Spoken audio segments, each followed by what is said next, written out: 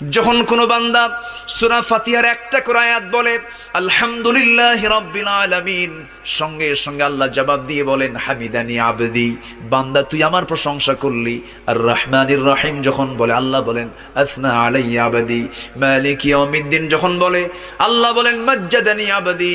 এরপরে যখন বলে ইয়াকা না'বুদু ওয়া ইয়াকা নাস্তাঈন পর্যন্ত যখন বলে আল্লাহ বলেন বান্দারে তুই আমার কাছে কি চাস, প্রাণ খুলে চারে বান্দা। ইহদিনাস সিরাতাল মুস্তাকিম থেকে শুরু করে নিয়া ওয়ালাদ-দাল্লিন পর্যন্ত যখন বান্দা বলে তখন আল্লাহ বলেন বান্দা নামাজের মধ্যে এমন প্রেমের খেলা খেললি বান্দা, তুই যা চাইলি সব আমি আল্লাহ কবুল করলাম।